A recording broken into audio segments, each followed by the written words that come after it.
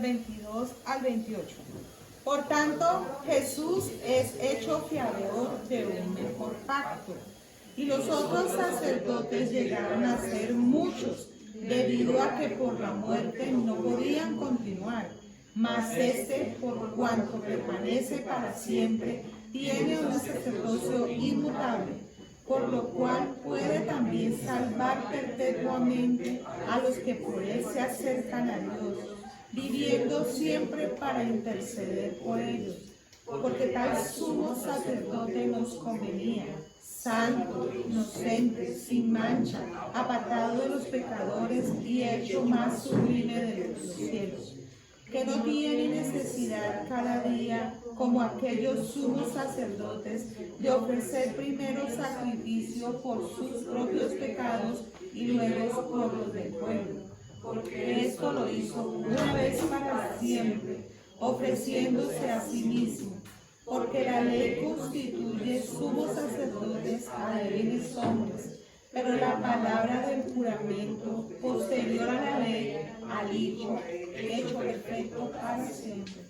Señor, te damos gracias, porque en el nombre de Jesús, tu palabra viva tiene cabida en mi mente y en mi corazón. Te entrego mi vida, te entrego mis pensamientos, las emociones y sentimientos que me puedan impedir escuchar tu voz y seguirte. Hoy yo declaro que Jesucristo es mi Señor, mi Salvador, y solo ante Él me rindo y solo a Él obedezco. Renuncio a todo aquello que me quiera apartar de tu verdad. Te entrego todo, Señor. Oh, gracias te doy, porque tu palabra me dice que vives intercediendo perpetuamente por nosotros. Por eso, Señor, concede siempre la petición contraria que el enemigo te pide en contra de mi vida. Y dame el don de arrepentirme para estar cerca del trono de la gracia y hallar el oportuno socorro. Te doy gracias por abrir mis ojos, alumbrar mi entendimiento, darme discernimiento, el conocimiento de tu voluntad, en toda sabiduría e inteligencia espiritual. Te doy gracias en el nombre de Jesús. Amén. Gracias, Señor, porque tenemos un sumo sacerdote en los cielos, que ha sido, Señor, el sacerdocio que es inmutable. Gracias, Señor, porque pronto te veremos. En el nombre de Jesús. Amén. Amén. Los invito a que vayamos al libro de Romanos, capítulo 10. Vamos a retomar un poco algo que estuvimos ministrándonos el sábado pasado. Romanos capítulo 10, y vamos a retomar particularmente el versículo 10. Amén. Romanos 10:10. Dice así el versículo 10. Porque con el corazón se cree para justicia, pero con la boca se confiesa para salvación. Bueno, hablábamos la semana pasada de, bueno, y leímos el primer versículo en ese capítulo 10, cómo Dios estaba dirigiéndose hacia su pueblo y cómo esperanzado en que la gente pudiese recibirlo de verdadero corazón. Hablamos de la diferencia que hay entre creer con el corazón para que pueda haber una confesión con la boca. Y también hablamos, ustedes recordarán, de cómo tal vez, lo digo respetuosamente, este versículo pudo haber sido usado o utilizado en muchos momentos por congregaciones o inclusive por gran parte de la iglesia, en el sentido de esa ola de evangelio de prosperidad que inició hace mucho tiempo atrás y que todavía tira coletazos. ¿En qué sentido? Que hubo un momento en que ustedes recordarán, quienes asistieron a una iglesia distinta a años atrás, que hubo un momento en que el mensaje que pululaba en todas partes era: cree, confiesa y recibe. ¿Cierto? Entonces, todo el mundo andaba diciendo, no, hay que declarar, la palabra tiene poder. Ahora, inclusive, hay algo que está muy de moda, uno lo ve inclusive en las personas que no son cristianas, no son creyentes, cuando le dicen algo que no es de su agrado, dice, ay, no, cancelado, cancelado. Ajá. ¿Cierto? Eso está muy, muy en boga. Pero eso forma parte del PNL.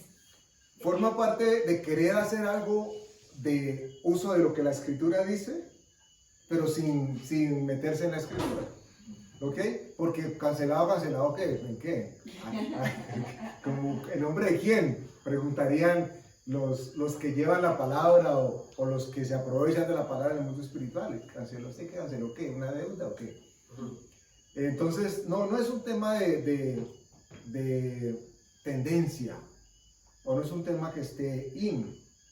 Entonces, pero sí hubo un momento, y creo que hay todavía congregaciones que se ven impactadas por esto, en el sentido de que uno llegaba a la congregación con la expectativa de recibir una palabra para cubrir una necesidad, ¿cierto? Y si contaban los testimonios, uno decía, ay, pero si lo recibo, pues yo también lo puedo recibir.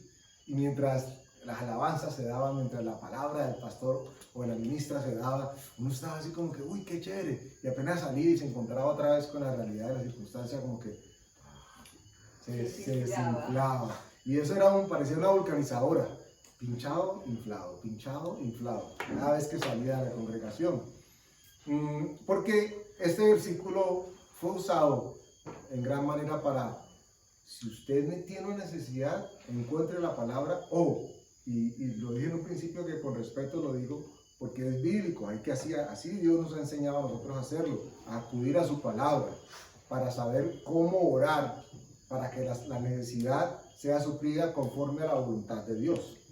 Lo que establecimos, o fue la pretensión la semana pasada, era tener claridad en que en casi todos los momentos de nuestras vidas, en la oración, lo que toma lugar es nuestra voluntad, o lo que quiere tomar lugar es nuestra voluntad por encima de la voluntad de Dios.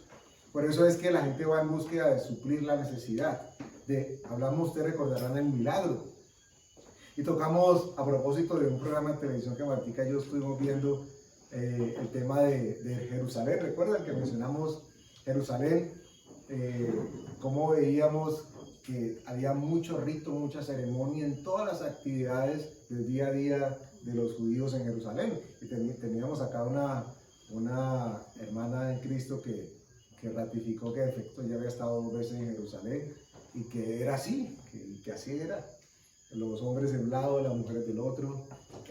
Menciono esto porque recuerdo a María Eugenia decir que cuando hablamos del muro de los lamentos, donde en las endijas de las piedras la gente deposita papelitos con sus peticiones.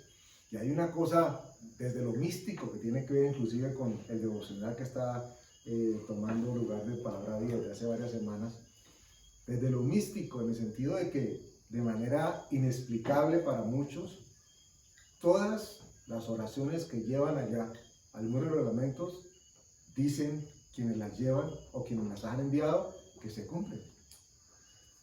O sea que uno dice, wow, es casi que, ¿quién va para Israel? ¿Cierto? No, y para Israel no, ¿quién va para Jerusalén? ¿Quién va para el muro de los lamentos para que se lleve la lista y sean cumplidas las peticiones del corazón? Nos contaba María Eugenia que se siente una energía, una vibración, pues ¿cómo no? ¿Cómo no? Todas las mentes están conectadas en un solo sentido y somos energía, queramos o no. Y pues es indudable que donde caminó el Señor Jesús, donde puso sus pies, donde pernotó, donde interactuó, es imposible que el mundo pase desapercibido con su presencia. Pero también hablábamos de manera jocosa. Podríamos aplicar donde hay 2 o 3 reunidos por misma causa está ahí. Con pinzas, sí, claro. No es que no es que lo vamos a aplicar, así lo dice la escritura. Pero ¿por qué digo que con pinzas? Jerusalén tiene una particularidad, que está dividida en 3. La capital geográficamente está separada en 3 grupos. El grupo musulmán, el judío y el cristiano. Cada uno tiene una parte de esa ciudad sagrada. cuando digo tiene una parte es que está a cargo de, y los otros no pueden intermediar o aprovecharse de ese señorío que tienen ellos ahí. Entonces, hay un tema ahí ecuménico que es complejo también.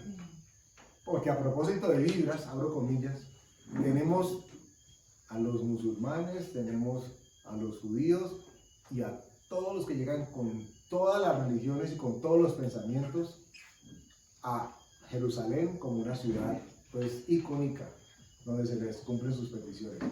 ¿Que hay energías allí? Claro que sí. Aun cuando se vaya la energía, hay que dar energía, hay que dar energía porque todos van con esas expectativas. Y pues, si algo que necesita el ser humano es haber sido preparado, condicionado para recibir esto o aquello. Si las personas van a Jerusalén esperando recibir algo y esperando tener una vivencia o una experiencia, la van a tener, porque han estado preparados para eso.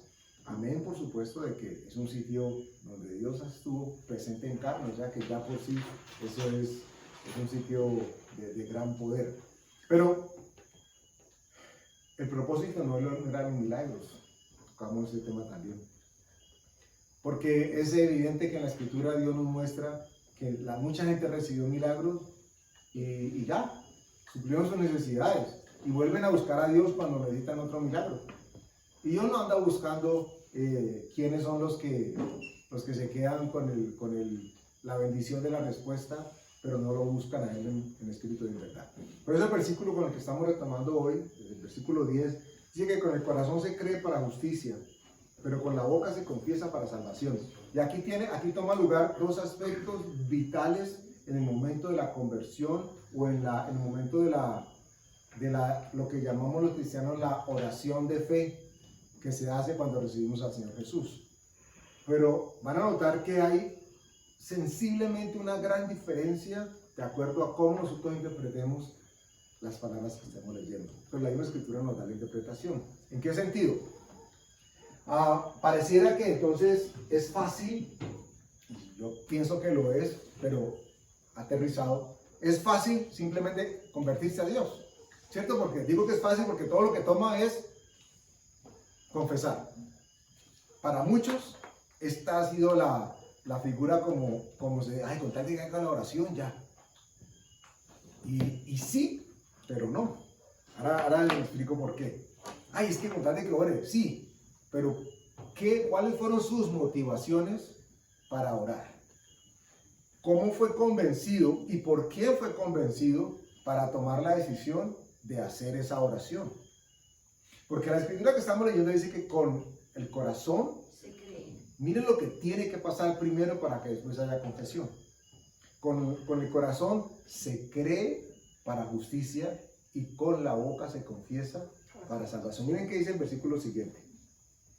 Pues la Escritura dice, todo aquel que en él creyere no será avergonzado. Y hay gran diferencia entre creer y simplemente declarar. Aunque pareciera que son la misma cosa o que están asociadas. Cuando hay una declaración genuina, por supuesto que están interactuadas y están complementadas. Pero cuando la persona simplemente con el ánimo de recibir, si ese es el compromiso, imagínense, seguramente a ustedes les pasó, primera vez que fueron a la iglesia y tenían una necesidad y uno va casi con el compromiso de tener que dar algo a cambio de la necesidad, porque religiosamente sí hemos aprendido.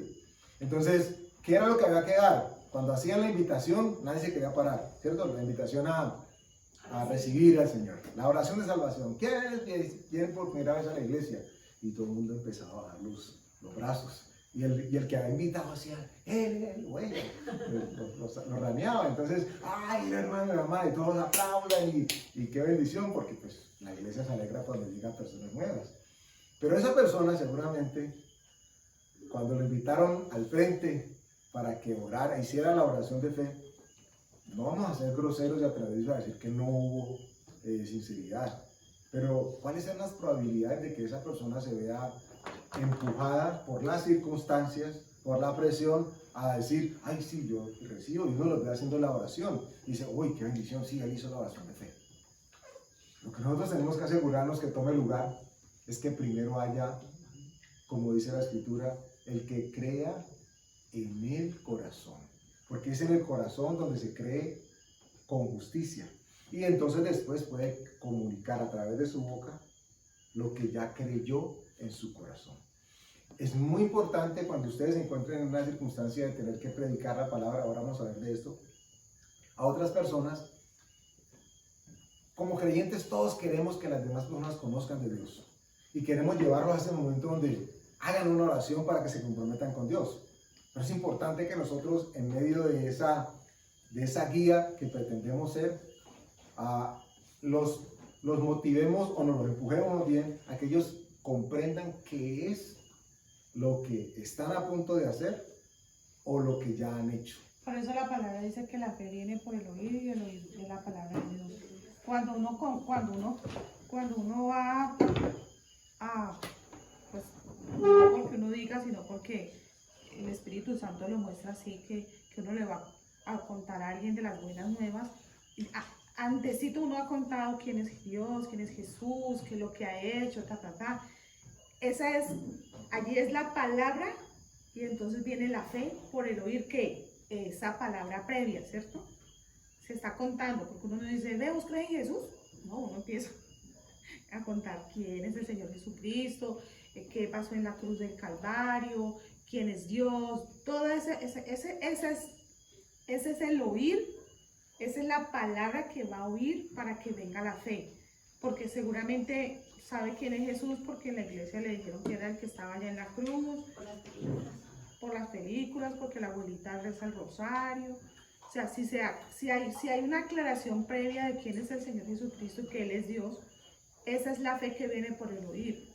Hay ya un entendimiento, ¿cierto? Cuando esa persona, después de que se le ha hablado de eso, bueno, no sé si me adelanté a tú, ya le ha hablado de esa parte, pues entonces es cuando uno le dice, ¿quieres recibir al Señor Jesucristo en tu corazón? ¿Por qué en el corazón? Porque en el corazón está creyendo para justicia. ¿Qué es la justicia? La justicia que es el de Dios. La justicia que no es de la ley, sino de Dios. La justicia que Dios ha establecido desde el Génesis hasta el Apocalipsis. En ese momento no se va a hablar de todo eso, pero es un entendimiento para nosotros. Y es que esa persona va a hacer una confesión. A mí me han dicho, no quiero. Después de haber explicado todo eso, no quiero, todavía no, seguramente no entendió, seguramente no le parece, cree que es un compromiso, Entonces, digamos que sí, a uno le duele en el corazón porque uno no puede creer que una persona sea capaz de decir que no, pero bueno, gloria a Dios, pero llegará en su momento. Entonces ya viene la confesión de fe. Sí, yo acepto, ya, entonces ya uno allí repite con esa persona el aceptar, que acepten al Señor Jesucristo. Amén. Ustedes recuerdan que aquí hemos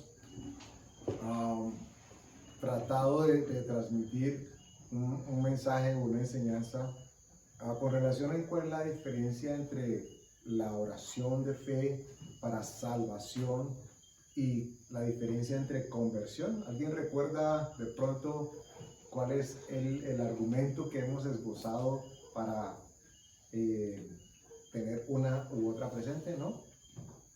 Recordemos. Cuando yo hago la oración de fe de corazón, es decir, cuando hago la oración de salvación, la Escritura por contexto me dice a mí que lo que sucede en un instante es que yo soy cambiado de ¿en qué? Mi naturaleza. Entonces lo que cambia con la salvación es la naturaleza. Pero resulta que el cristiano no se queda solamente en el momento de la salvación. El cristiano continúa, más bien inicia un camino de santificación. Más que santificación, porque la santificación viene en paquete, sino que no lo sabe, él o ella no lo sabe todavía, ¿ok? Pero se inicia un proceso que nosotros llamamos conversión. Y la conversión está acompañada de renovación de la mente. de mi entendimiento. Son dos cosas distintas. Yo soy salvo una sola vez en mi vida. No me estoy salvando o adquiriendo 10% de salvación cada vez que hago o dejo de hacer esto o aquello. Por eso la santificación y la salvación son en el mismo paquete. Lo que pasa es que cuando la persona llega al conocimiento de Dios y es salva, no sabe qué es lo que significa la santificación. Pero cuando su mente está siendo renovada, entonces empieza a querer vivir en santidad. Y eso significa que está siendo transformado, que está siendo renovado. Pero eso no sucede en el momento de la salvación. La salvación toma lugar como va a tomar lugar el rapto, un abrir y cerrar de ojos. Somos transformados. ¿Quién lo ve? Solamente Dios. Nuestra naturaleza vieja deja de ser la que era y ahora tenemos unas nuevas criaturas. Pero no nos vemos, no lo sabemos. Entonces, repito, eso es importante que ustedes lo tengan en cuenta y que lo retomemos de tiempo en tiempo. La salvación cambia la naturaleza, ¿ok? Pero la conversión nos cambia, nos renueva la mente. Qué bendición que en el momento de la salvación, mente, alma y cuerpo sea cambiada. Eso es lo que todos esperamos que suceda. Pero no sé si haya alguien que haya experimentado eso. Ni siquiera el mismo Pablo, aunque en ese instante que se convirtió en 3 días después con su ceguera, pero en ese instante él fue al cielo, seguramente vio y vivió, aprendió. Sin embargo, siguió siendo humano. Y la Escritura nos da cuenta de cómo, siendo humano, asumió posturas que uno diría, pero en serio, pero él es el apóstol, ¿cómo hace que dijo esto, o se enojó, se molestó, o pidió esto más allá? Entonces, el ser humano necesita ser transformado conforme va entendiendo el conocimiento que Dios le ha dado. Gran diferencia, y aplica perfectamente cuando asociamos el tema de creer para luego confesar. ¿Cuándo yo puedo decir que soy cristiano? Cuando yo he creído en mi corazón que el Señor Jesús habita en mí, que me perdonó y que murió por mí. Y resucitó. Porque si no, una persona que, ay, sí, yo hice la oración de fe, ¿y por qué oraste? Es que tenía una necesidad. Y ahí en la iglesia oraron y se me cumplió. Puede ser más genuina la oración de fe cuando la persona recién le hablan del Señor y le explican pues, el plan de salvación para la vida de esa persona, que las personas que ya conocen Biblia, por decirlo así, y no han hecho oración de fe. Porque es que los que ya conocen Biblia saben que tiene que ser una oración genuina, ¿sí? Entonces dicen, no, pues si la hago de dientes para afuera, pues simplemente voy a hacer algo, voy a confesar algo que no estoy totalmente convencido. Entonces esas personas sí la tienen más complicada, pero sí, por decirlo así, en cambio las personas que recién reciben el Evangelio tienen más posibilidad de hacer una oración genuina. Y lo que vamos a leer ahora va a ratificar eso. Martica lo decía ahora también, a propósito del oír y cómo llega el oír y qué pasa después de que se oye. Y están en 2 o 3 versículos seguidos explicados de 2 maneras distintas, pero hablan de exactamente lo mismo. Vamos a continuar con el versículo 12. Porque no hay diferencia entre judío y griego, pues el mismo que es Señor de todos es rico para con todos los que le invocan. Y allí uno diría, invocan, o sea que simplemente alguien que clame al Señor Jesús tiene su atención, sí. Pero una cosa es tener la atención de parte de Él y otra cosa es haber accedido a la salvación que llega por Él. ¿Cierto? Porque alguien que diga, ay Señor Jesús, ayúdame, pues uno cree, porque la palabra sí lo dice, de que la ayuda de Dios va a estar allí. Pero ¿cuál es la verdadera ayuda que requiere una persona? De hecho, el mensaje, si ustedes lo ubican después para escucharlo otra vez, fue titulado así, el verdadero milagro. Porque el milagro no es obtener la respuesta de la necesidad. El verdadero milagro es lo que toma lugar en nuestro corazón cuando recibimos la presencia de Dios en nuestras vidas. Sí, porque es transformado. es que el milagro es que creamos. Además, añadidura, o sea, Lo demás es total añadidura. El milagro, porque pareciera que es fácil, y debería serlo, creer. Pero el milagro es que creamos. Por eso Pablo decía el Señor Jesús dijo que obras mayores haríamos. Y cuando uno se pone a buscar cuáles son esas obras mayores, diría, pero lo mayor que hay es levantar un muerto. Él ya lo hizo. ¿Qué hay más allá de hacer ese levantamiento de un muerto, sanar un enfermo? El verdadero milagro mayores porque es que vivimos por fe. Eso es un verdadero milagro, que alguien crea que existe Dios, que no lo ve, pero existe, y que tenga una vida sobrenatural, porque nosotros, los cristianos, creyentes, practicantes en Cristo Jesús, vivimos una vida sobrenatural, que eso se llama fe. Entonces, mayores milagros íbamos a hacer, sí. Cuando nosotros confesamos al Señor Jesucristo como Señor y Salvador y lo compartimos y hablamos de quién es Él, y que una persona crea, primero está lista, porque el Señor, el Dios Padre prometió de que todos iban a ser enseñados por Él y que pondría sus leyes en sus mentes, en nuestras mentes y en nuestros corazones. O sea que esa persona ya viene con algo allí. El que es escogido por Dios ya viene con eso. Por eso se le destapa el oído, rinde su corazón y recibe. Eso es un verdadero milagro. Cuando el Señor Jesús dijo que mayores milagros haríamos, hay un adagio popular que es mundano, pero lo menciono a propósito, simplemente del contexto, que dice que el santo hace el milagro. ¿Qué significa? En palabras nuestras, el santo hace el milagro. ¿No lo han escuchado? Sí. La cara del santo hace. Bueno, eso. complejo. Ok. ¿Qué significa que la cara del santo hace el milagro? Que si usted el hacer algo, el pedir, el estar, el estar, actuar. la- El actuar. La cara. Seamos más literales aún. Pues, Que solo abre la cara, ya se hace un milagro, entonces cree. Porque se necesita la presencia física de la persona, del oyente, de la autoridad para que se hagan las cosas. Jesús estaba con ellos y los milagros tomaban lugar.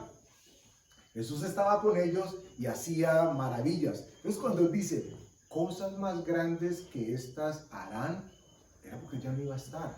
Con el santo, abro comillas ahí, con Jesús allí, era mucho más fácil creer. y aún así. Y aún así no creyeron, pero con él era fácil. Por eso la gente llegaba a buscar, donde él estaba, todo el mundo llegaba, o muchos llegaban, porque decían que él salvaba, que él sanaba, que él prometía, que él daba. Entonces, muy claro, vamos y lo vemos. Pero cuando él se fue, cuando ya no estaba, ¿en quién iban a creer? ¿Qué les quedaba para creer? Solamente la palabra que él había dicho. Y por eso él dijo, bienaventurados los que creen sin ver. Porque no estábamos con él allí. Por eso es tan tenaz lo que sucedió al principio con Satanás, caminando y traicionando la figura de comunión que Dios le dio. Porque teniéndolo lo hizo. Por eso la bendición que tenemos nosotros de creer sin haber visto por fe delante de Dios es totalmente valioso. Eso es un milagro. Creer, no solamente hoy en día, en cualquier día después de que Él ascendió, creer que Él hizo lo que la Escritura dice que hizo es un milagro. Porque miren ustedes, contextualizando, una persona que tiene una necesidad, le pasó algo como al siervo de Eliseo, que se le cayó el hacha por allá en el lago. Fue para el lago Calima y se le cayó el reloj que no era de él, estaba prestado. Y seguramente está comprometido porque tiene que pagar ese reloj. Esa persona le dicen, vamos a la iglesia que oramos por Dios y Dios te resuelve eso. ¿No? ¿O no ha pasado alguna vez? Y sí, entonces llega esa persona y sí, es que, mire, pastor, yo vengo para que el reloj flote. Hago una pregunta, porque Dios puede hacer que el reloj flote y que llegue hasta las nubes. Pero esa persona tendría que tener su mente renovada para creer que lo que Dios escribió en su palabra a propósito de su necesidad aplica tanto para cuando pasó como para él en este momento. Me explico. Es que yo perdí el reloj y yo estaba en un río y no lo encuentro. ¿Qué hacemos? No, oremos. Ay, sí, bueno, oremos, sí. Y entonces usted puede que hable hasta en lenguas y toda la cosa y dice, uy, esa oración poderosísima. Pero si él no sabe que en la Escritura Dios hizo algo que respalda su fe, su mente no va a ser transformada ni renovada a propósito de creer el poder de Dios para resolverle su necesidad. Y lo último que Dios quiere es resolver su necesidad, porque eso es lo de menos, como decía Valentina, eso es añadidura. Lo que Dios quiere es que en él haya credibilidad, que haya conversión, que su corazón esté dispuesto para creer para justicia. Cuando esto sucede, como hay justicia, Dios dice, este o esta son candidatos para que mi obra y mi palabra actúe y no retorne vacía. Vital que esto lo tengamos claro. Eso es como si así yo creo. Es como las propias fuerzas, como inflar un globo, yo creo, inflar un globo se va inflando hasta que se reviente, se revienta y ¿dónde queda la fe? No, que la desilusión, queda la tristeza, no se cumplió lo que yo quería y lo que uno quiere es que se cumpla lo que uno quiere, no lo que realmente Dios quiere es que entendamos, lo que le creamos. Quiero contar un testimonio de el viernes, pues ya estoy yendo a la clínica a hacer mi labor que Dios me mandó y me tocó una persona hermosísima, se llamaba Emiliano, un señor de Panamá, es muchacho, y la esposa se llamaba Felicita. Ay, qué lindo, ¿cierto? Emiliano y Felicita. Emiliano y Felicita. Y Emiliano, empecé a hablarle porque ellos tienen una bebé y le hicieron trasplante de hígado. Entonces él en esos momentos estaba con ella y tiene que ir nuevamente a donde la bebé, y es bella y donde la bebé. Ellos están solos acá. Entonces le digo, entonces empezamos a hablar y empezamos a hablar de Jesús. Y entonces él empieza a decir, sí, yo creo en Jesús, soy católico. Ah, bueno. Y el Espíritu Santo empezó a hablarle de una forma, de una ternura, la cosa más impresionante, de cómo Jesús había muerto en esa cruz y cómo Jesús él había quedado, todo lo que, la enfermedad, la tristeza, la escasez, todo había quedado en esa cruz y él había resucitado junto con Cristo. Entonces, no, lo primero fue que, ¿y tú sabes quién es Jesús? Y me dice, sí, digo, ¿quién es? Contame. Y me dice, pues él vino y nos saludó y se fue. Esa fue la respuesta, él vino, entonces yo, él vino y saludó y se fue. Le dije, no, pues yo le voy a contar una mejor, porque ¿a qué vino Jesús? Y entonces empecé a contarle la historia y ahí en medio de la historia cómo solo por él se puede llegar al Padre y solo por él, porque de nada hubiera servido que hubiera muerto, todo eso le dijo el Padre en ese momento. Óigame, fue tan placentero haber hablado con esas personas, fue tan placentero eso, el Espíritu Santo fue tan evidente, tan hermoso. ¿Cómo te parece que, dijo, yo no había entendido eso así, nunca lo había visto así, yo nunca había visto esa forma, nunca lo había visto, qué rico, le dije, y lo entendiste, ¿y qué es? Digo, claro, ¿cómo te sientes? Dijo, no, pues es que acabo de ver, y entonces recibió al Señor. Y mientras tanto se le suplieron otras necesidades, que era que pañales, que los pañitos y que la comida. Que camine, vamos, los dos camine, vamos, y solucionamos eso. Pero fue tan hermoso, y él quería bajar a Biblia y no podía, y él quería hacer miles de cosas ya, pero paciente, no angustiado, sino hombre como si se le hubiera abierto la luz. Esa es esa parte donde solo por la gracia de Dios se entiende y ser revelado en un momento de revelación. Ahí es cuando verdaderamente toma lugar el creer para justicia. Ahí hubo una salvación verdadera. Antes había invocado, pero no creía. Tenía de oídas. Ahora Sus se ojos. fusionaron las dos cosas. Esos días a mí también me pasó que ya no me acuerdo, solo recuerdo que con un niño como de 8 o 9 años, yo le pregunté, ¿tú sabes quién es Jesús? Y me dijo, sí, Dios. Y a mí me pareció tan hermoso que me hubiera contestado así. Y pues de ahí para allá, la verdad, yo no me acuerdo, yo sé que en estos días Dios me ha puesto a hablarle a las personas y lo he hecho, pero me llamó mucho la atención que él dijera, pues Dios, ¿sí? ¿Y tú sabes dónde está Él? Le pregunté y me dijo, en el cielo. Ah, en el cielo, pero también tú sabes que Él puede estar en tu corazón. Y se quedó como mirándome como raro, como así. Pero ya no me acuerdo de más. Colorín, pero sí me parecía lindo ver que un niño pues pudiera decir, Miren Jesús es Dios. lo que ustedes están testificando, y sé que seguramente los demás han tenido oportunidades diversas y múltiples, ratifican lo que estamos leyendo y lo que vamos a continuar leyendo. Versículo 13, retomo del 13. Porque todo aquel que invocare el nombre del Señor será salvo. Hasta allí, como les decía ahora, pareciera que es sencillo, es fácil. Pues simplemente es que invoque. Entonces usted va por ahí con una necesidad, algo, ay, Señor Jesús, ayúdame. Y Él le ayuda, claro que sí. Pero para salvación, dice, todo aquel que invocare el nombre del Señor será salvo. Dice, ok. Entonces cualquiera que diga que recibió al Señor Jesús es salvo. Esa podría ser una conclusión rápida, ¿cierto? Sin embargo, miren lo que dice el 14 para que entendamos por qué tiene que tomar primero algo en el corazón. Tiene que tomar lugar algo en el corazón del creyente o la creyente para que esto se cumpla. Versículo 14.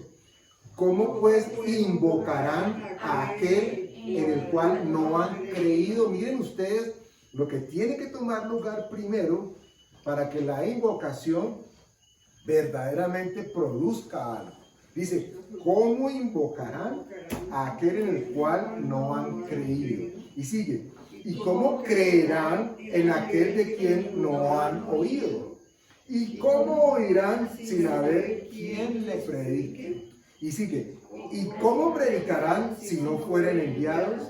Como está escrito, cuán hermosos son los pies de los que anuncian la paz, de los que anuncian buenas nuevas. Miren, la escritura dice que hay fiesta en los cielos cuando un pecador se arrepiente. Pero cuando ese pecador es llevado de la mano al arrepentimiento por cualquiera de ustedes o de nosotros, la escritura dice que nuestros pies, nuestro caminar delante de Dios es hermoso. No hay nada más hermoso que poder abrir las puertas o llevar en dirección a alguien para que eventualmente pueda tener un encuentro verdadero y sincero con Dios.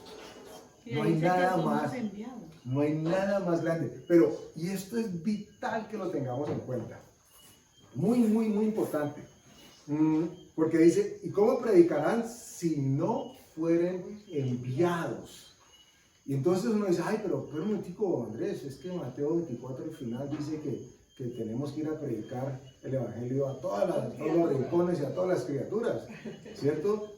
Pero ¿qué hizo el Señor Jesús allí? Los envió.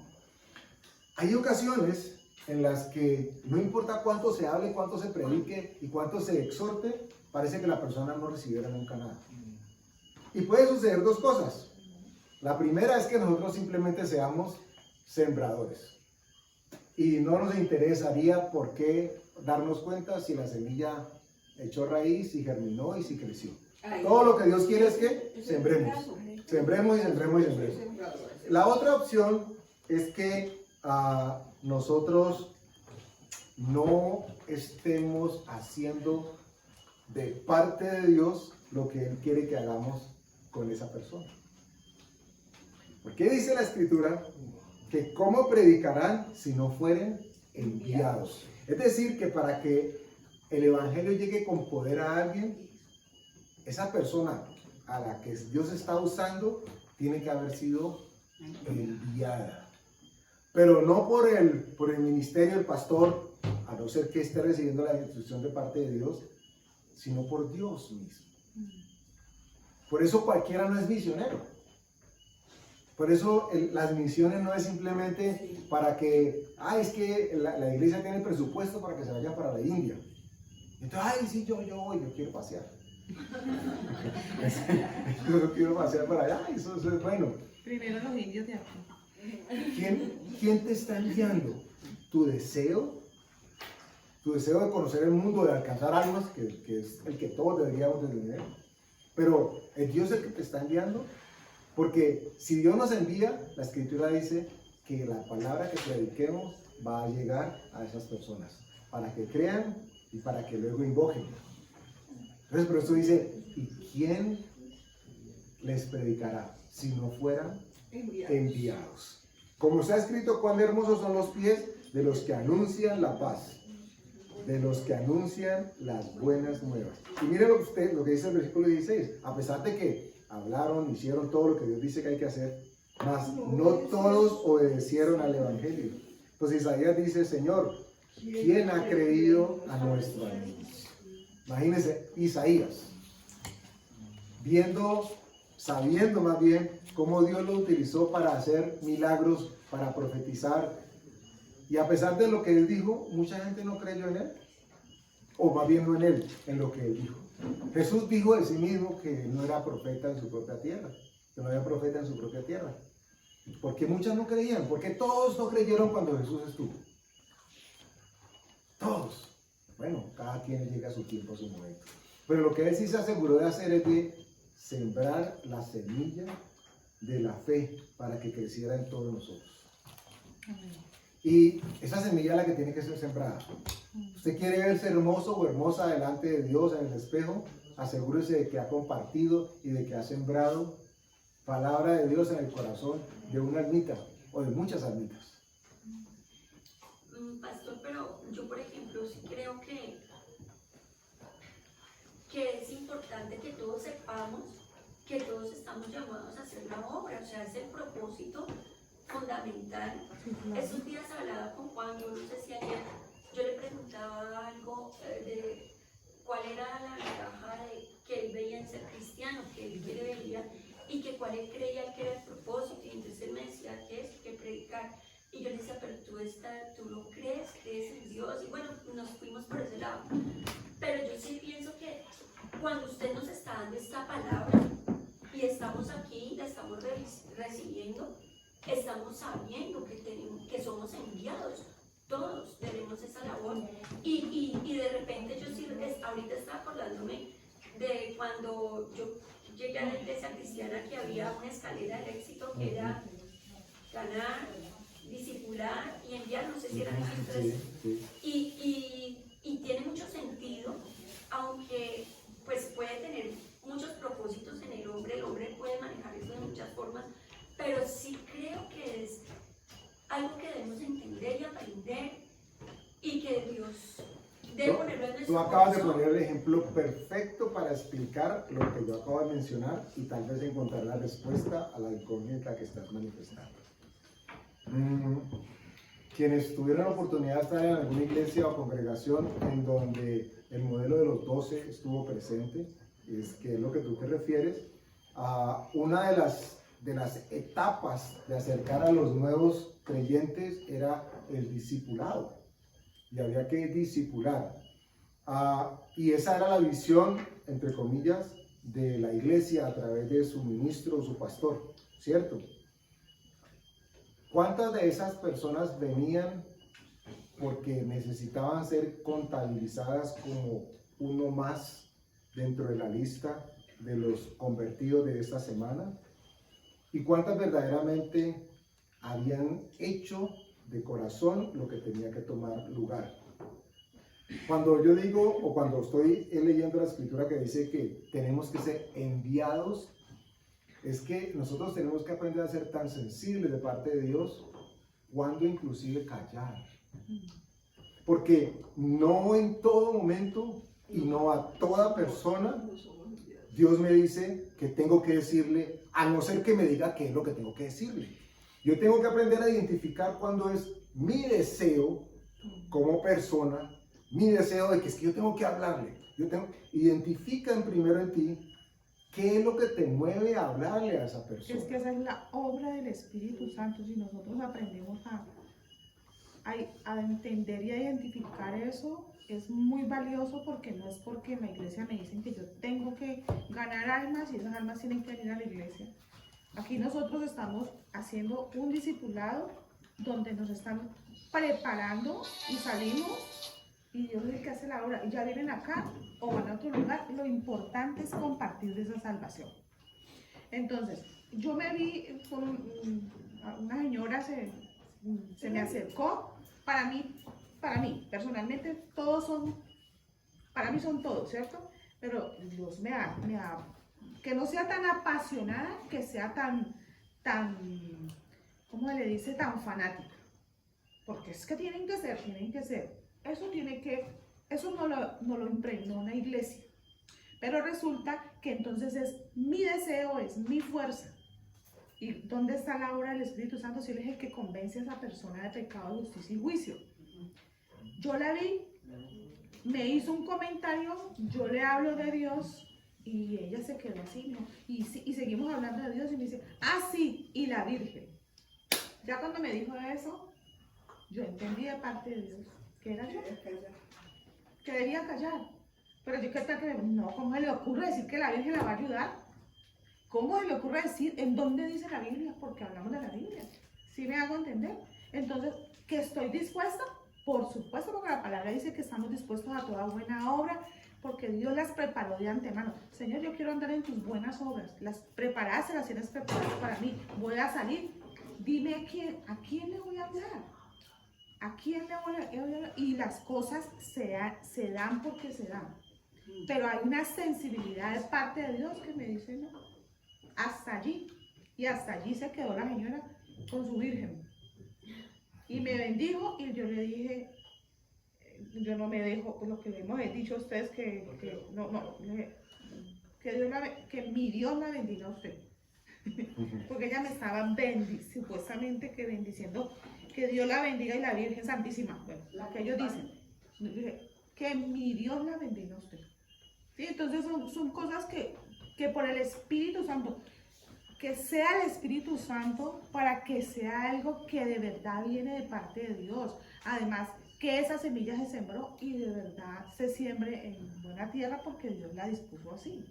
Todos, la Escritura dice que somos reyes y sacerdotes, ¿cierto? Todos tenemos un llamado a que primero se forje el carácter de Cristo en nosotros y que podamos permitir que otros vean ese carácter de Cristo en nosotros. Todos estamos llamados a hablarles a otros de Cristo. Pero antes de cumplir esa gran comisión, la obligación nuestra es escuchar cuál es la voz de Dios para saber cuándo actuamos, en qué momento actuamos y qué debemos actuar. Lo primero que tiene que tomar lugar es esto, porque saben ustedes, el ser humano tiene unos tiempos distintos a los tiempos de Dios. Y a veces nos hemos encontrado con personas empujando, atosigando tal vez en algún momento, al punto de que otros dicen, yo no quiero saber de Dios más. ¿Y por qué? No, es que tuvo una experiencia con fulano, y ese fulano seguramente tenía la mejor de las intenciones. Pero es seguro que Dios no lo llamó a él a hablarle a esa persona. Dios lo llamó a él a hablar de él a muchas otras. Pero nosotros tenemos que estar con nuestro oído atento, porque sabemos que aquellas que Dios nos ponga en el corazón, esas van a recibir la palabra porque Dios nos ha enviado a hablarle a ellas. Lo que tendría que tomar lugar en nuestra mente y en nuestro intelecto o en nuestro corazón es, cuando estoy con la persona, Señor, ¿qué quieres que le diga? ¿Le hablo? Porque es que hay veces asumimos de que es que tenemos que hablar per se, porque es que somos cristianos y tenemos que hablar. Sí, primero que tenemos que aprender es a escuchar la voz de Dios y obedecer. Porque Dios mandó en muchos momentos a personas a quedarse quietos y a callar. Así, mudos, no pueden hablar. Y no, Dios me dijo que callara, o Dios me dijo que me quedara quieto. Imagínense una persona a la que le voy a mencionar ahora, ya te doy la palabra, Felipe, porque esto pasó también en la iglesia, si pasa, sé que pasa todavía. ¿Cuántas almas ganó usted esta semana, hermano, hermana? Sí. ¿Cuántas almas ganó? ¿Usted no ha ganado ninguna? Entonces empiezan a haber cristianos de más o menos categoría. Entonces, la persona Empieza a haber diferencia y empieza a que no ha ganado, entiendo, abro comillas, un alma, empieza a decir, ay, sí, yo, ¿y cuándo? Y entonces hay esa presión. La comparación. Lo que nosotros estamos llamados es a sembrar palabra, a sembrar. El crecimiento, dice la Escritura, lo da Dios. Unos siembran, otros llegan y riegan, otros abonan, y qué bendición que uno pueda ver la cosecha. Pero es que todos queremos que todo eso tome lugar en un mismo instante. De que yo siembre, de que yo mismo riegue, que yo mismo abone y que yo vea el resultado de lo que estaba haciendo. Inconscientemente eso es lo que queremos que pase. Pero no es necesariamente lo que Dios permite que pase. Entonces, me encuentro en otra circunstancia y yo digo, no, aquí tiene que haber un cristiano aquí que hable. Sí, pregúntele a Dios si ese cristiano es usted. Y ya cuando usted tenga esa convicción, sí, Señor, entonces el Espíritu Santo le va a dar la palabra que es. Y esa persona más nunca se va a olvidar de ese momento y tal vez pueda que la ponga en comparación. Es que yo tuve una experiencia muy mala con un cristiano, pero conocí a esta persona que me dijo sabiamente esto. Y eso puede que cambie la diferencia entre creer y no creer y continuar en el camino. Eso me imagino que no aplica para la familia, por ejemplo. Porque hay un dicho popular que dice que nadie es profeta en su tierra. Es verdad. Y también, y a veces en las familias uno ve ese tipo de choques así, como que, por ejemplo, cuando uno le va a hablar a los hijos que a veces no los escucha, o a veces al mismo padre, o a veces ese tipo de cosas. ¿Eso aplica también para la familia o definitivamente, porque sé que en la Biblia también aparece una parte donde dice que uno es pastor de su casa y que uno debe educar a los niños desde que están pequeños y aun cuando sean grandes no se van a olvidar? Claro, lo que pasa es que la Escritura nos enseña que el Espíritu Santo actúa en nosotros de manera prodigiosa. Y lo primero que tiene que tomar lugar en nuestra casa es que, así no digamos una palabra, nosotros podamos dar testimonio de lo que Dios ha hecho en nuestras vidas. Y la predicación toma lugar no necesariamente con palabras habladas. La predicación toma lugar con el testimonio y con el ejemplo propio, el referente. Cuando tú eres un referente de Cristo para tus hijos, les estás predicando. Tal vez ellos no se hayan sentado contigo, bueno, y sé que lo has hecho, pero pongo el ejemplo. No se siente y no conoce la Biblia porque la han recibido de parte tuya. Qué bendición que así sea. Pero cuando ellos tengan la oportunidad de enfrentar sus comparaciones con el referente que tienen en casa, van a poder decir, mi papá es un hombre de Dios. Íntegro porque lo que la Escritura, yo sé que la Escritura dice, él lo ha aplicado. Y se equivoca como todo ser humano, pero siempre su deseo está en agradar a Dios. Cuando tú haces eso, estás predicando el evangelio de salvación a tus hijos, a tu papá, al que cree, al que no cree, porque el referente siempre vas a ser tú. Entonces, que se pueda aplicar, que se debe aplicar en la casa, claro, lo que estamos hablando es, aún en la casa, nosotros tenemos que pedirle al Señor discernimiento frente a qué decir, cuándo decir y en qué momento hacerlo. Eso cambia la diferencia entre cómo van a recibir los que están. No es porque es que tú eres el pastor, entonces, asamblea. Usted, vamos a hacer esto y esto y lo otro. A no ser que Dios te guíe, por supuesto. Si tú vienes orando por meses, semanas. Es que eso es lo importante pues quiero decirles que no debemos dejar de hacerlo y es estar orando.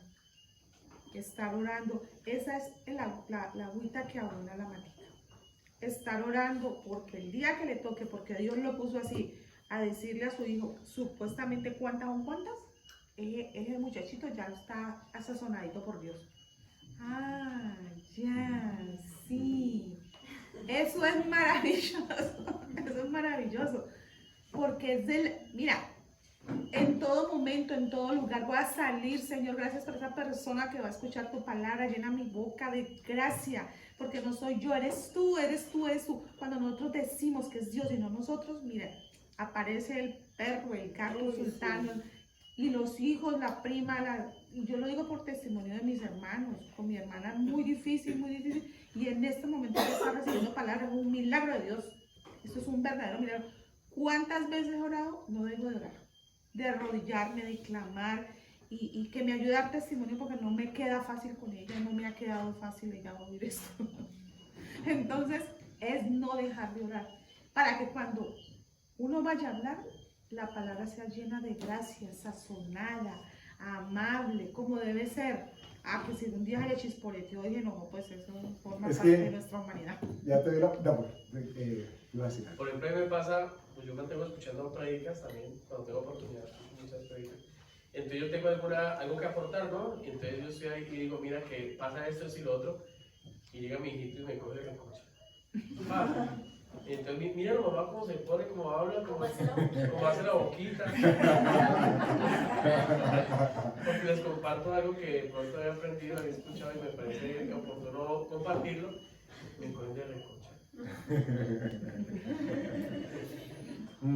Nosotros estamos llamados de parte de Dios a dejar saber a otros qué Él ha hecho en nosotros.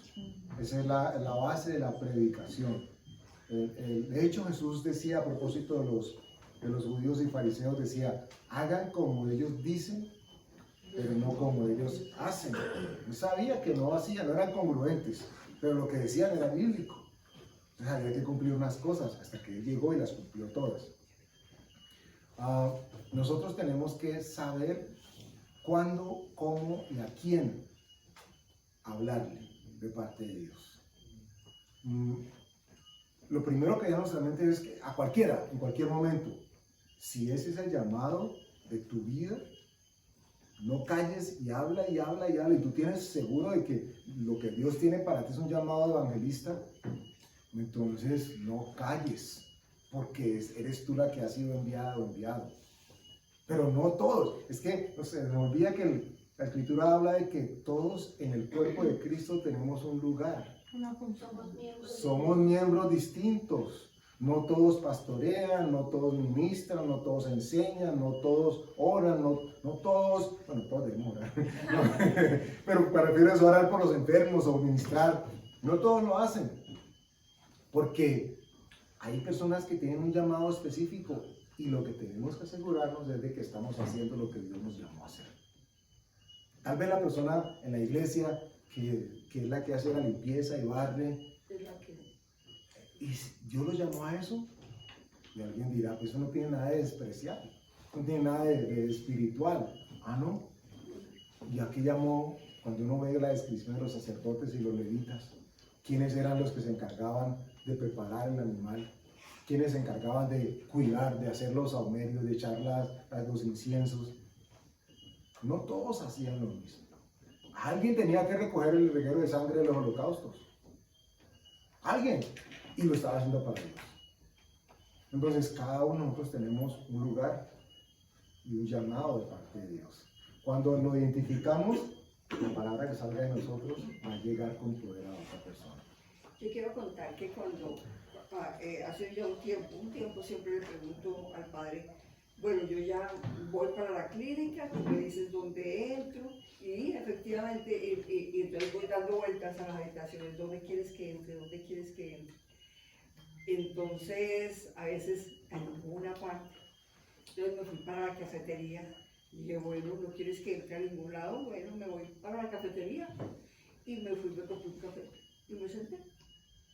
Cuando veo una señora sentada con un bebé, aquí, con de esos cargadores, y ella miraba a todo el mundo cómo pasaba con el almuerzo.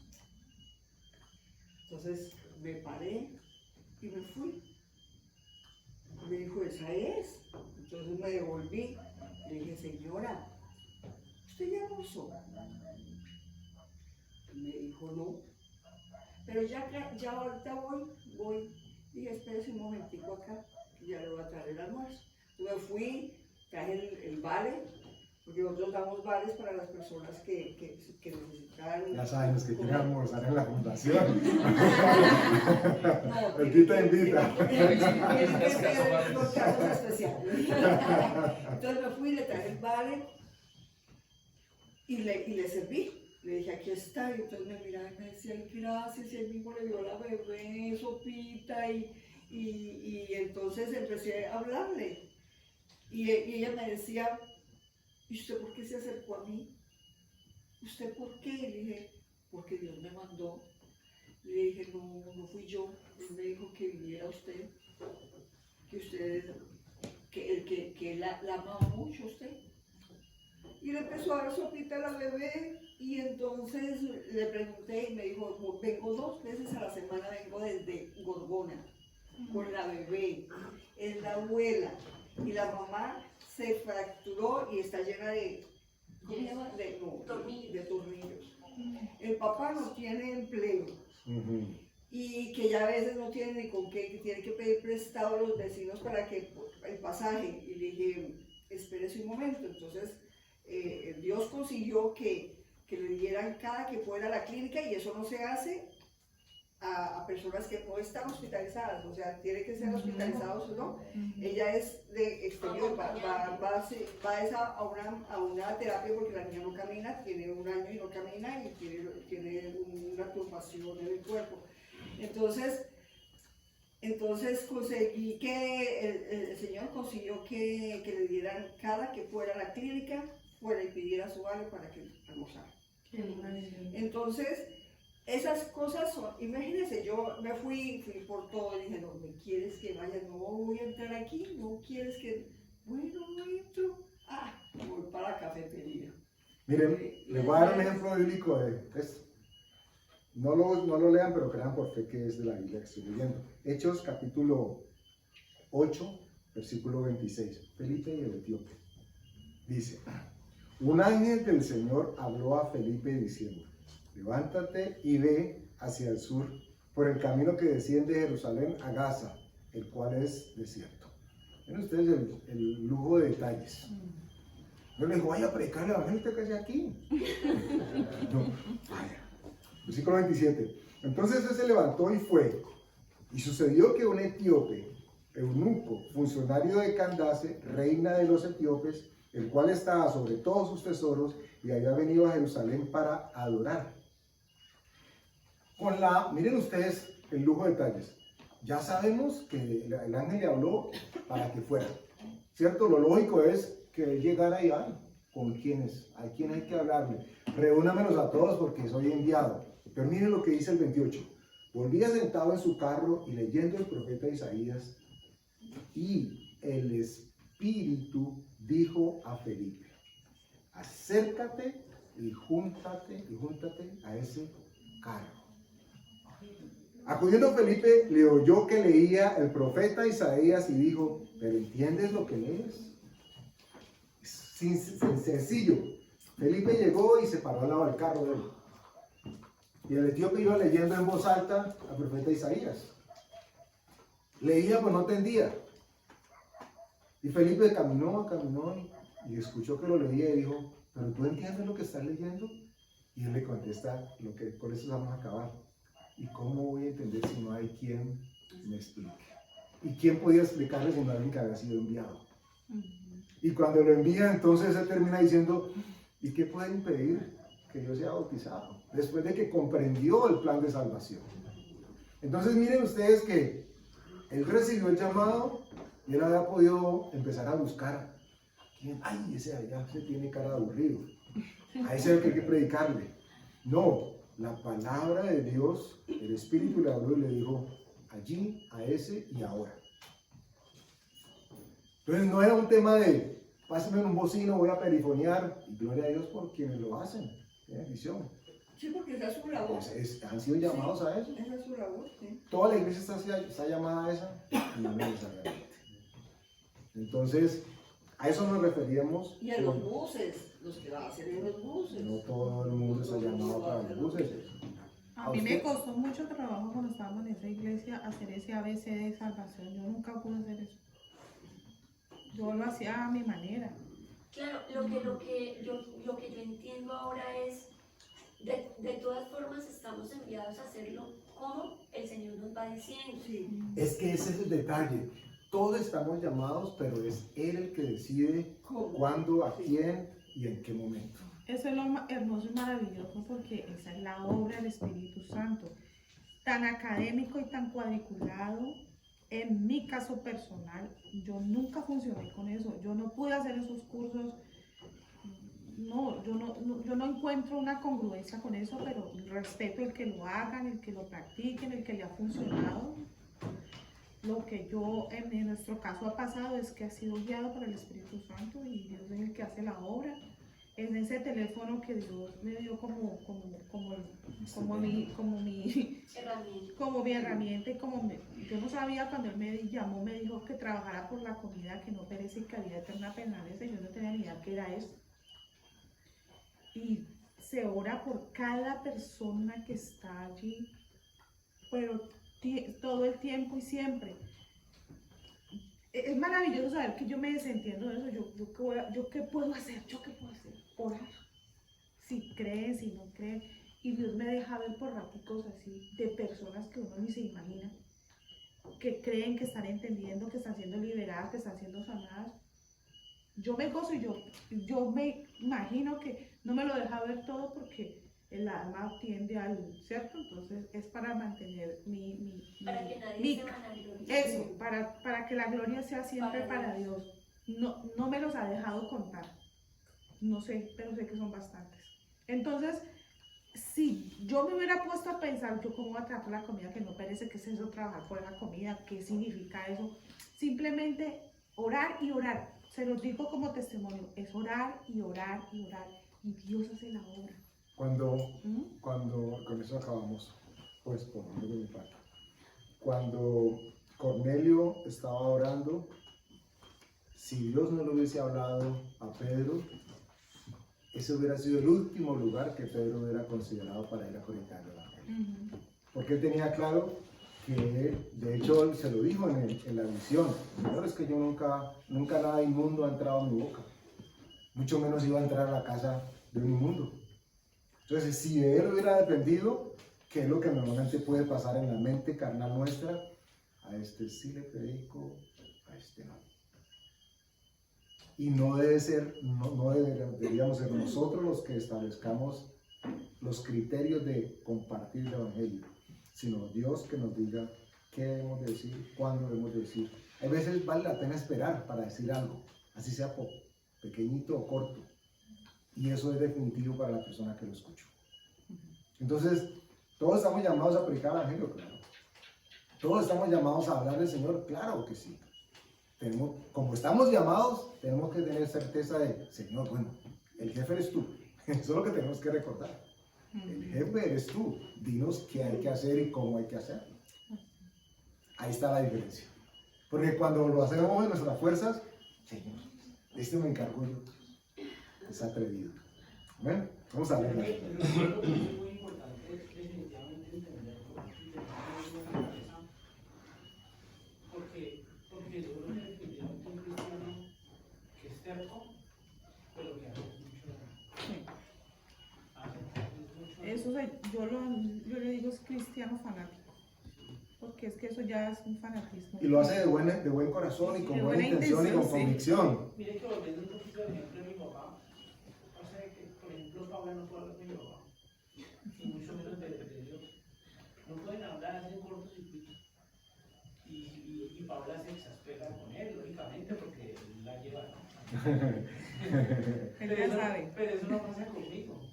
Y yo soy más relajado y todo, y al final le termino diciendo una cantidad de cosas que me dicen, ay papito, tan lindo como piensas así, no, usted tiene razón. Cosas que con Paula como que no puede. No, yo ya he abortado completamente la idea con él. Yo puedo hablar con él, pero por WhatsApp, que no puedo hablar. Eso pasa palabras. Pero eso pasa con... Pero sigan orando por él. Sí. Eso pasa con mucha gente. Y algo por lo que les contaba hace poco con mi tío. Que para mí ese tema ya...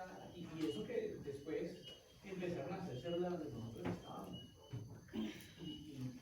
Y cuando llegábamos era la célula y resulta que el tema que era no estaba.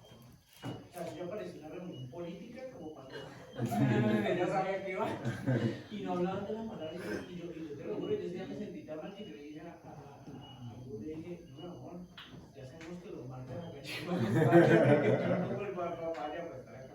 Entonces, es eso, o sea, y ellos lo hacen con toda la buena intención, pero pues ya hacen que definitivamente con otras personas pues empiezan a chocar, entonces Dios nos tiene llama- razón de ser eso. Dios nos llama a ser muy apasionados y apasionados por su verdad. Ay, por favor. Primero en nosotros. Miren, la escritura dice, y este es el pedestal fundamental de nuestro llamado a propósito de la administración de la palabra.